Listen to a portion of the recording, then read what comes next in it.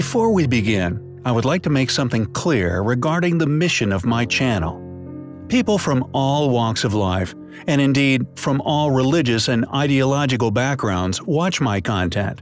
The hidden history of our planet is all of ours, no matter who you are or where you are from. A mystery which unites us all in a common goal.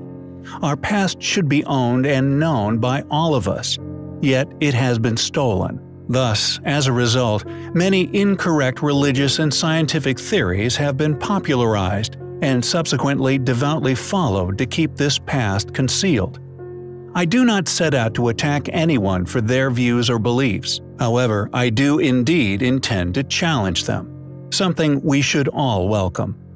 My reason for these specials, which are generally separated from my usual historic focus of ruins and artifacts, are intended instead to convey my logical arguments and conclusions, which contradict many popularly promoted yet vastly outdated control systems, currently imprisoning our species, and without logical consideration of one's outlook regarding the supposed reality in which they live within, we will remain lost as a whole forever, never achieving true freedom from the clutches of those who seek to not only control your life, your mind, and indeed your children, but the resources of our Earth, a direction in which I prophesize will inevitably end in another cataclysmic demise for us all, young and old.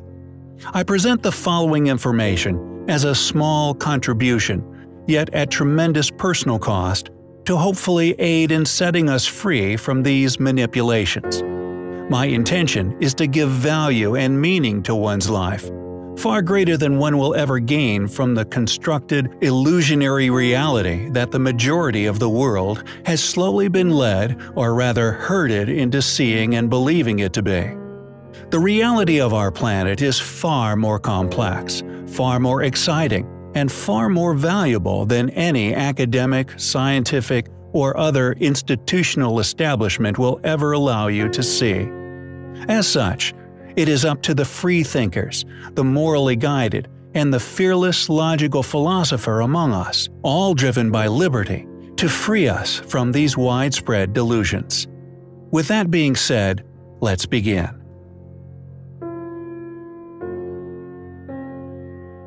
Recently, as many of you may already be aware, my YouTube channel was completely demonetized. Conveniently, this occurred shortly after my previous special, which dismantled many aspects of the current status quo, religious ideologies, evolutionary theory, institutional funding, and the deliberate ignorance of the unexplained features of a history which has been obscured here on our planet. This loss of livelihood, according to those running the hamster wheels at YouTube HQ, is due to an ambiguous reasoning which has merely been titled, absent any further explanation, as duplication. It was obviously a difficult thing to come to terms with. I have put tremendous effort into building this channel from the ground up, never faltering from my original mission. If truth be told, I did not actually earn a penny for the first year or so anyway.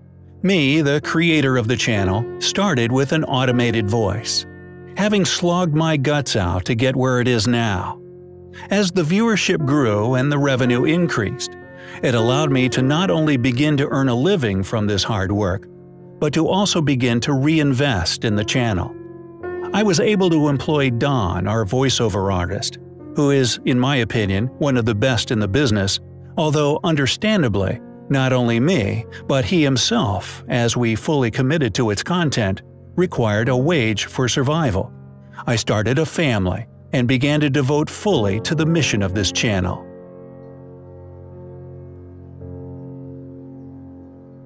This leads us to the core mission of my video, the mission of this channel. Not only the channel, but the desired legacy in which I have for many years planned to devote my life into achieving. You see, I perceive life as an opportunity that, although to be a free agent, we must all be ruled by chance. Thus nature can often be perceived as cruel.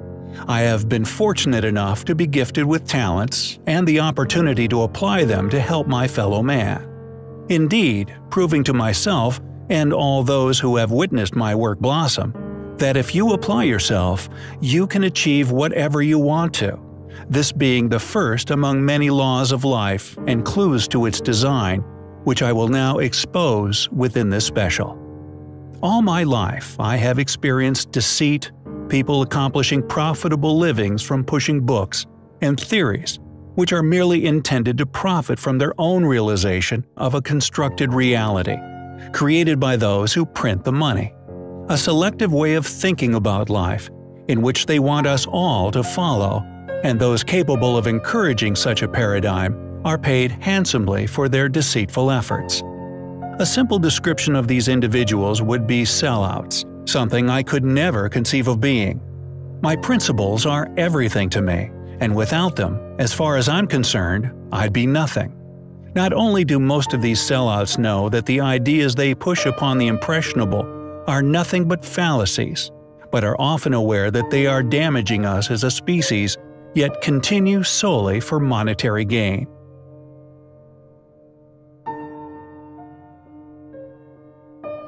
However, there are things which I have learned through life, not only through ruthless logic, an acute perception, a seemingly extrasensory ability to spot a liar, which I strongly believe has been accomplished through a life of honesty, but also realizations, many conclusions, accomplished from the ponderings of life, that I have discovered after coming to such conclusions myself, that throughout history, many great thinkers have concluded also. These understandings, although unbeknownst to these traders of reality, are well understood by me, and as such, make me not only a formidable opponent to their plans, not only in their attempts to stifle the truth of life from us all, but their methods of doing so. I have ultimately realized how to become master of my own destiny, and also a successful philosopher in my own right. A few months ago, I realized something regarding Newton's third law, which sent me on a trail of discovery, gaining an understanding of the design of the universe, and how to prove it does indeed have a meaning.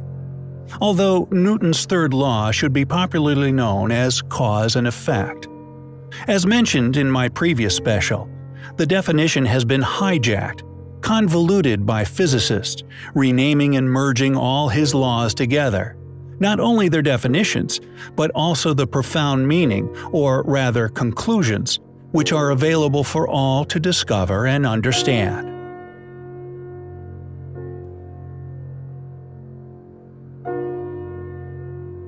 They are now largely studied and written about as the law of inertia, the conservation of energy and motion. However, Newton, and many centuries before him, Plato, discovered the profound meaning of what these laws demonstrated, yet this has been hidden. Cause and effect is proof of design, for to have a reaction to an action, there has to be a sequence of events, designed and constructed before such law can exist. For example, as a living being, one has a seemingly limitless amount of actions that one can undertake in, and all of these actions have a reaction that was already in place, awaiting your decision to create it before you acted. Newton obviously understood this, and often stated that this construct must have originated from divinity. Plato's description is a literal explanation of the same thing, although his masterful wording of this is a code only decipherable by those who realize such profound conclusions, while leaving those who didn't still in the dark. I will quote his explanation shortly. Firstly, however, I will explain how physicists conceal this profound discovery. Although cause and effect is proof of design, its complexities are immense, and these complexities, especially within the sequential relationships within the preservation of motion, the results that actions play upon each other, are used by physicists the world over in an attempt to baffle us all, and also keep those studying such complexities preoccupied. Using the language of mathematical equation, that to most appears as a foreign language, is often a successful strategy, putting most who peer upon such calculations at a loss, and as such uninterested in further exploration of the law. However, what most don't realize is that this encouraged direction of research, pushed upon physicists by funded institutions, not only conceals the correct method of investigation, but hides the proof of design, often distracting even the physicists from this realization. However, these often baffling complex mathematics merely demonstrates the sheer complexity within the design of the universe itself, using the complexity of reality's design to lead us away from the realization itself.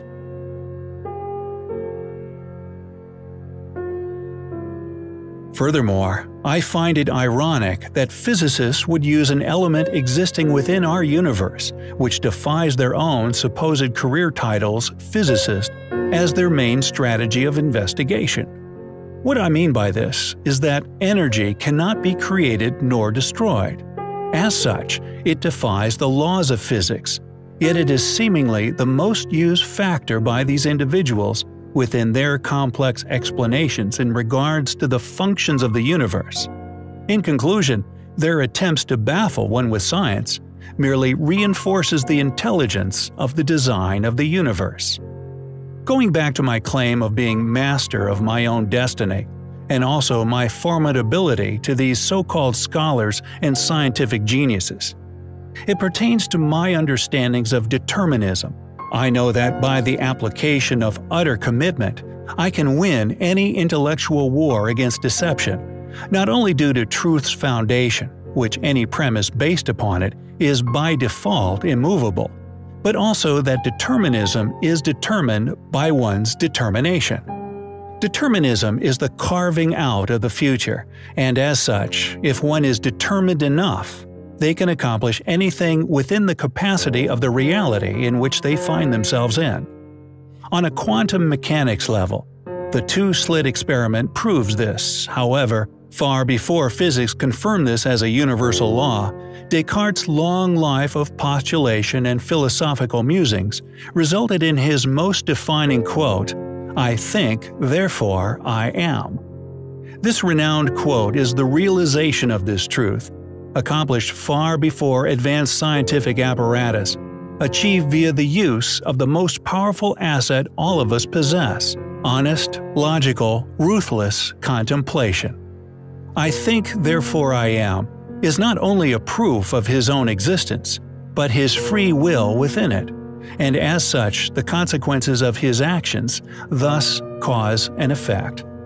"I think, therefore I am" is a declaration that one is in control of their own destiny and indeed reality. You are free to create your own future through your choices of actions, thus you determine your own destiny. Reality merely reacts to your decision to act upon it.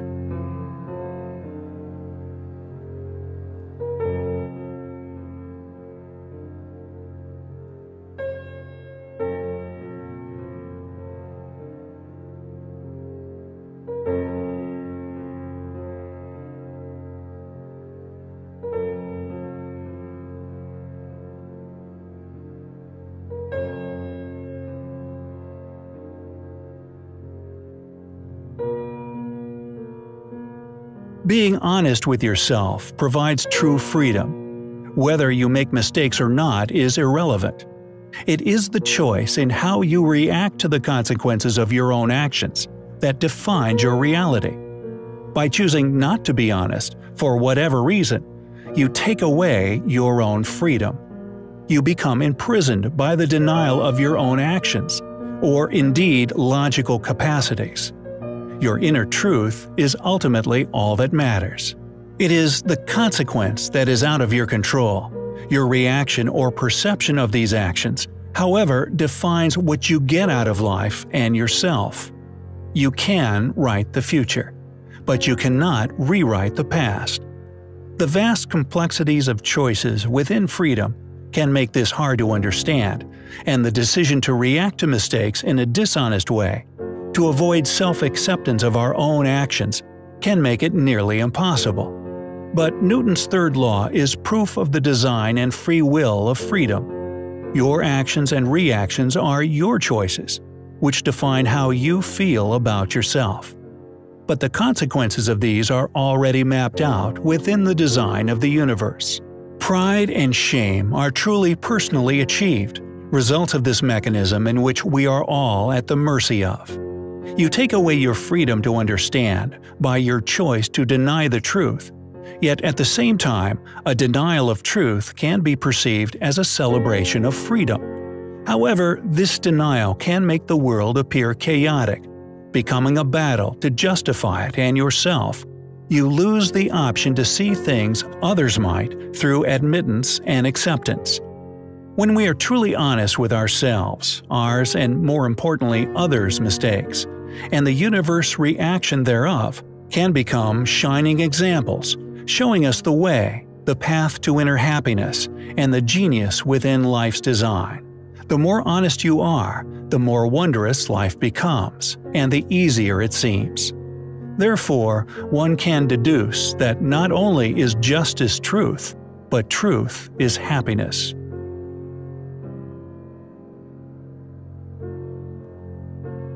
As mentioned, the two-slit experiment proves this on a quantum level. Without going into detail, the study proves that by simply living or indeed observing reality, we create it, and thus our own destiny. Put another way, your actions determine your future. What I have just explained is a mechanism of the universe that, like all its laws that Newton, Plato, Aristotle, and many other renowned philosophers conveyed, modern science merely tries to convolute and conceal. As a result, creating an atheistic and as such lost population. Although these mechanisms are undeniable, they are not shared in their true form. This convolution is predictably constructed for nefarious reasons. Those who profit from the populace invest greatly in efforts to make a population easily impressionistic, willing to relinquish their wares for supposed answers they are denied. These mechanisms, however, are proof of complex design. Another motive for hiding such profound understandings, if one values their existence, gifted by the understanding that it has meaning, they become less controllable, stronger-minded, and more morally guided. They become more and more aware of being the master of their own destiny, and less willing to be the slave of an economic establishment, which merely seeks to profit from their confusion and lack of meaning.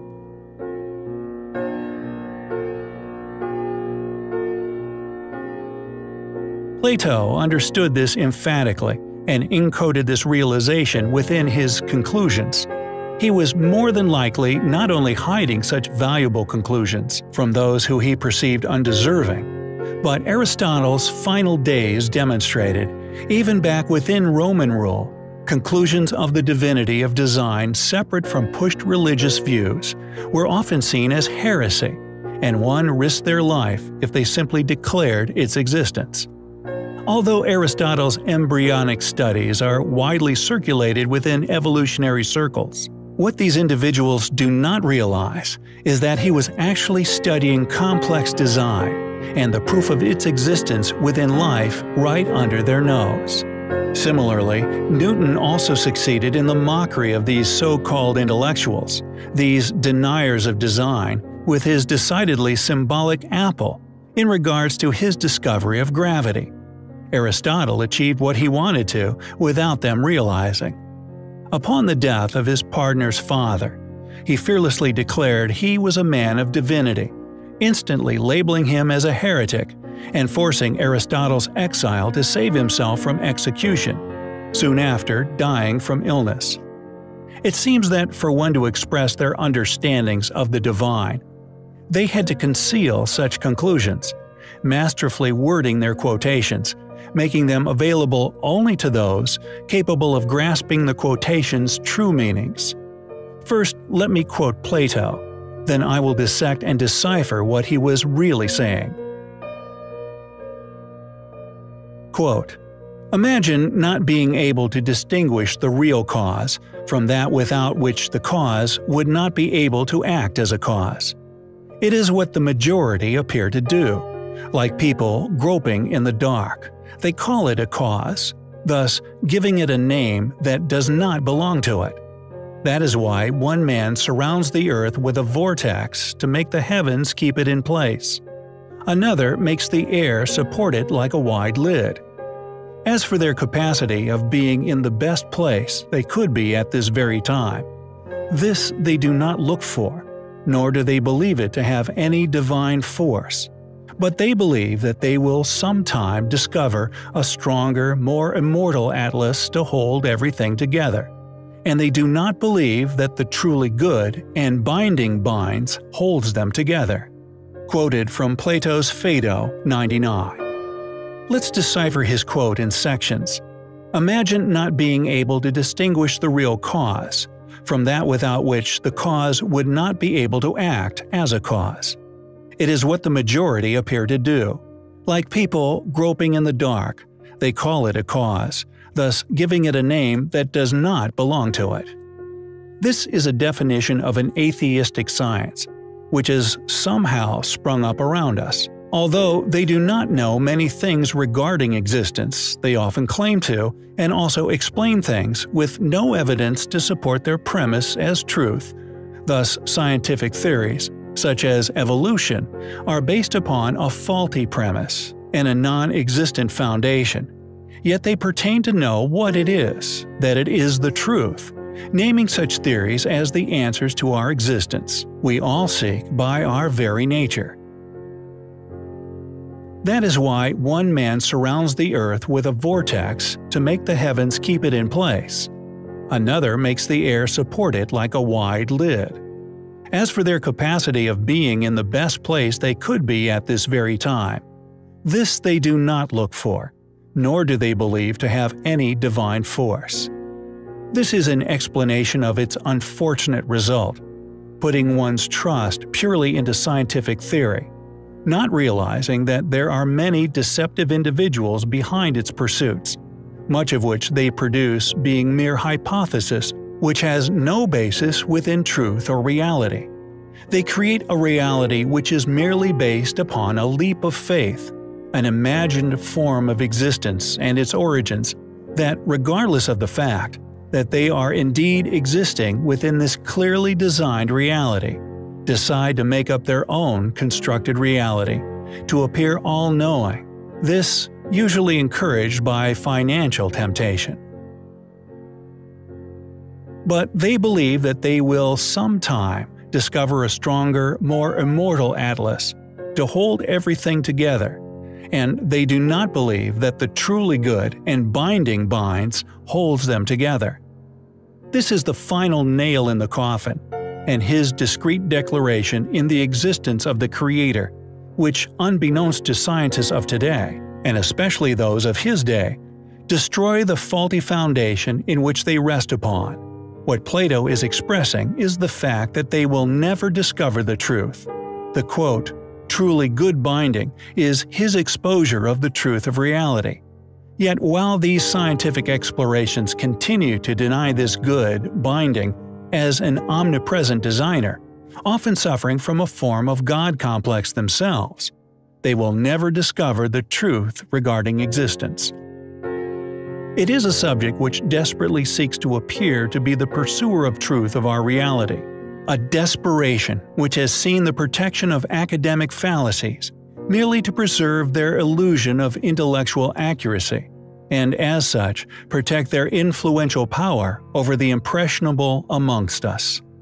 What Plato's concluding statement secretly declares is that unless science ever accepts the proposition of a divine creator, it will never find the foundation of its own pursuits, the constructor of our reality, the reason for existence.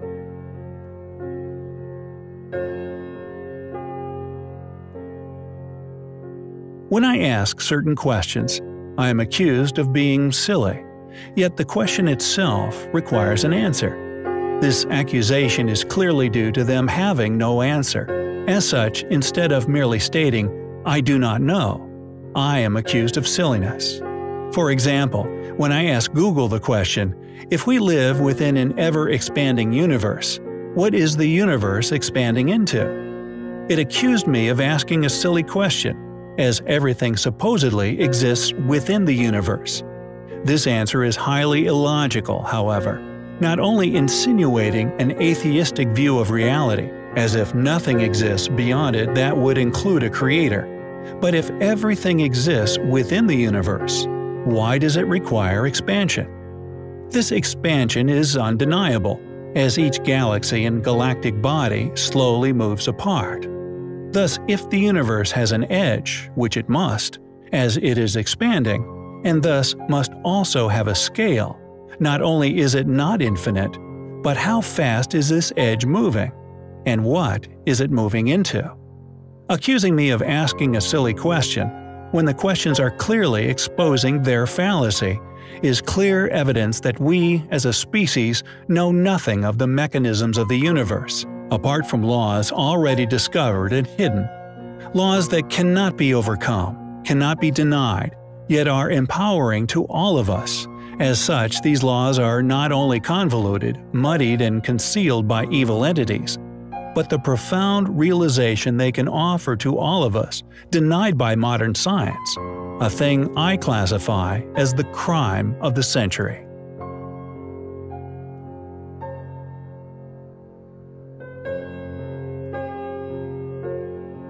Additionally, if energy cannot be created nor destroyed, how does it exist? How did it come into being? Is it a demonstration of immortality? And if all living things have energy, how can death be an end? If so-called physicists cannot answer these questions, we can be forgiven for suspecting that their understandings are limited, not only due to their own ignorance regarding divinity, but their attempts to appear all-knowing themselves make them deceivers. In our last special, we dismantled evolution.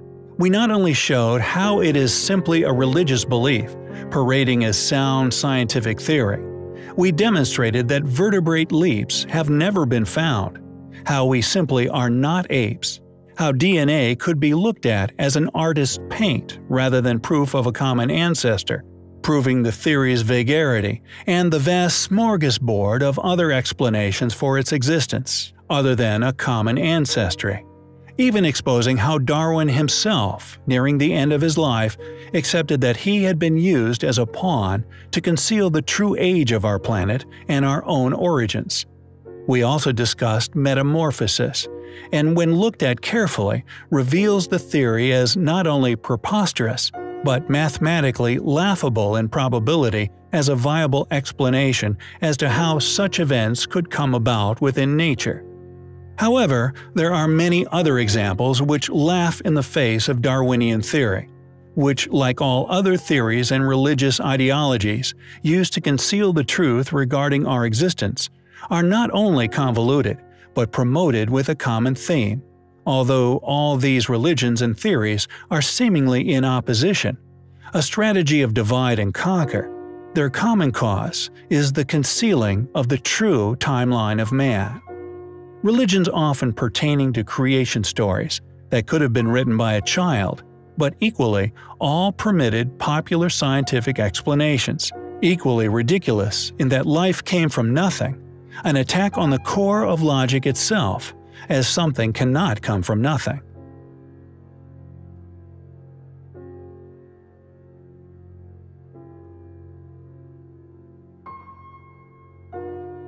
Yet additional facts of the animal world offer a solid argument against this impostor of an answer to the origins of life on Earth.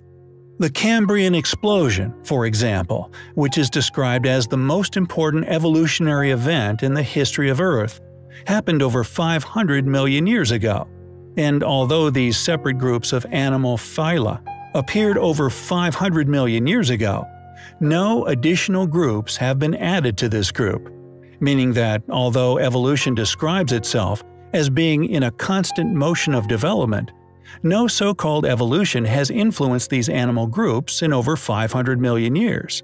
Furthermore, some of these animals, again, notably the first on Earth, if we go by Darwinian theory, should, in essence, have been extremely primitive. Yet the opposite is true, with many of these creatures displaying simply incredible characteristics. The trilobite, for example, had one of the most complex eyes ever found within nature. The tardigrade, also an animal which appeared during the explosion and aged at over 500 million years old, is known as one of the most resilient life forms on the planet. As the most resilient to death, one could be forgiven for choosing it as the most successful animals on Earth, making the cockroach look like a delicate butterfly. This tiny animal has been plunged into extreme cold, extreme heat, acid, vacuums, even blasted into space, yet they seemingly have an ability to brush off nearly everything you can throw at it. These facts not only fly in the face of evolution theory, the boring, gradual, mindless, meaningless direction of nature through genetic mutations, but also defy the definition of the theory in nearly every other way. There was no gradual development. First, these animals exploded upon our planet, as if placed here. The phyla groups which seemingly arrived have not changed in over 500 million years, which, just like the vertebrate groups, provides no evidence whatsoever for evolution.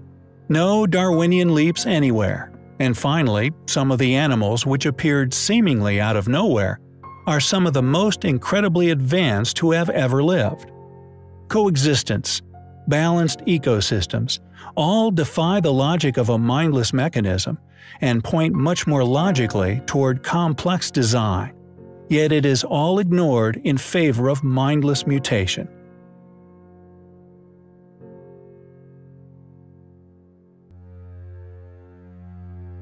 All of these factors, along with the clearly illogical premise that something came from nothing, not only disproves Darwinian evolution beyond reasonable doubt, but natural complexity should by default suggest complex design, even on a molecular level, such as the triple helix DNA, a factor we have already covered, actually contains binary code, which is a form of information, data, which as mentioned is simply impossible to have come from nothing.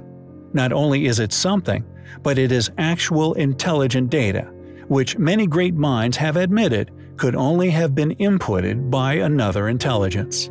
It seems that academic fallacy regarding the timelines of man are being hidden for a reason. Either like the Cambrian explosion, we simply appeared here on Earth, placed here by something or possibly ourselves.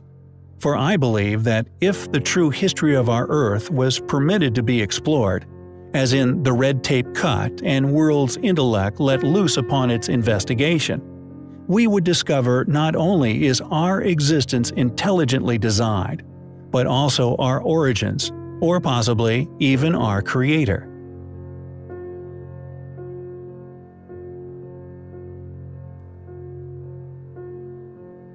The question we should all be asking is, why are they hiding God? Are they hiding the evidence which would inevitably lead to the intent of life, thus answering the ultimate question, its meaning? On a philosophical level, free will is not the concealment of the truth. It should be the choice to deny it.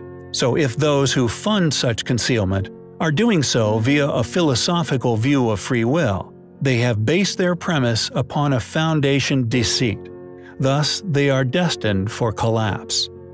True freedom and the celebration of such is not the concealment of truth, but the denial of that which is undeniable. That is free choice. Thankfully, the truth is immortal, and the more people that are made aware of it, the more they will reluctantly accept regarding the deceit implanted within their own belief systems. Truth is a seed that roots, regardless of its environment. It resonates and fits too perfectly. It grows within the minds of men, until it liberates them from the pollution developed from others' capacity to lie. Where did we come from? Why are we here? How old is our species? These are all questions I am determined to answer. My investigation of the ancient world will not stop. I will continue to unravel the truth regarding our past. All those who have helped me via donation so far have just made my resolution stronger, and with every new donator, my determination grows tougher. It is a pursuit for truth I find highly compelling. Mersin, a large city and port on the Mediterranean coast of southern Turkey, with some extraordinary ancient ruins. Named after an aromatic plant, Mersini, a genus of the myrtle plant family, a plant which has a deep and mysterious historic relationship with humans, still to be found growing in abundance in the area.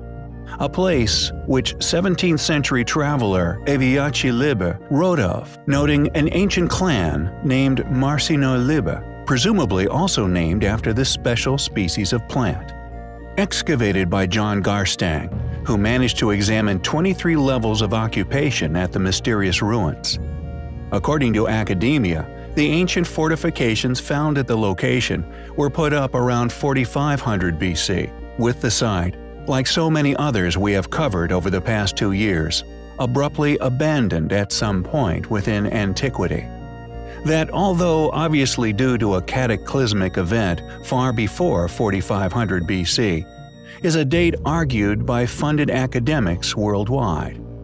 Our recent video explaining our own conclusions of this being due to natural cyclical solar activity, subsequently triggering volcanic eruptions, which in turn triggered great floods and a possible ice age. It seems struck a chord that some do not want resonating, with it being aggressively dismissed by a volley of objections, coming from several directions and sources. Our own thesis, based upon personal, exhaustive, and detailed exploration, often accompanied by our own personal discoveries at sites the world over. Discoveries never before made or indeed publicly shared. Often intriguing connections linking these ancient sites with each other. Our theory regarding their demise, however, has been attempted to be dismissed, seemingly en masse, in favor of a comet impact, with most of mainstream media, including Nat Geo and indeed the Smithsonian, not forgetting a certain suspiciously successful YouTube channel, which we shall not mention the name of, who we now perceive as controlled opposition to our own hard-earned discoveries and conclusions thereof, releasing a volley of opposing claims shortly before and immediately after our own release of information surrounding our solar hypothesis. This released within our video concerning Atlantis being that of the pre-Diluvian world, rather than a single continent, with these mainstream entities pushing an opposing theory in unison, relating to a conveniently timed discovery of a comet impact crater in Greenland. Additionally, we also believe we have unraveled, after some contemplation, their motivations for attempting to conceal solar activity as being the original causation. Yet, we will leave it up to you to decide why these ancient sites worldwide were seemingly all abandoned.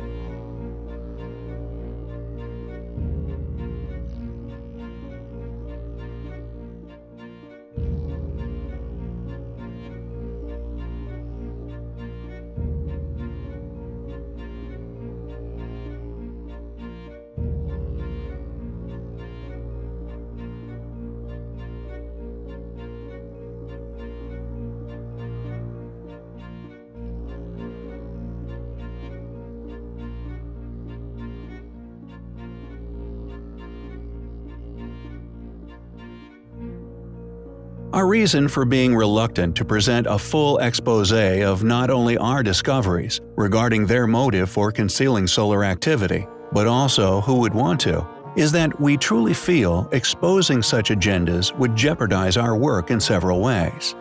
We may digress, however, if we continue our work along the same path.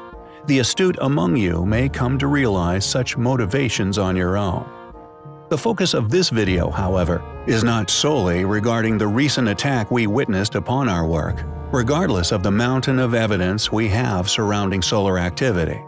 It does not regard the nihilist worship of the sun, a culture we have long postulated were a surviving fragment of this once highly advanced civilization, or rather, what we now perceive was an obsession with the observation of the sun due to fearful memories, rather than that of worship, but rather the uncanny, advanced, as yet unexplainable architecture, which can be found dotting Mersin and indeed the world. Mersin, like many other extremely ancient well-built fortifications, became a part of many states and civilizations: the Hittites, Assyrians, Persians, Greeks, Seleucids, and Lagids, to name but a few. With polygonal masonry being one of the most easily recognized characteristics, a characteristic for all you amateur explorers out there to use, to easily identify sites as pre-Diluvian. Littering the site, it is a sophisticated, unexplained form of masonry that is also found within Peru, Egypt, Necromanteon, uncannily similar in style, may we add, although many other Greek sites such as Delphi, Italy, Japan, South Korea, Turkey, Lebanon, and so on. A method of construction left by a civilization we now feel the evidence for the existence of, and indeed them being academically hidden thanks to ours and others' exhaustive efforts, has become overwhelming. And our suspicions regarding the reasons for the concealing of them, and indeed the reason for their demise, are irrelevant.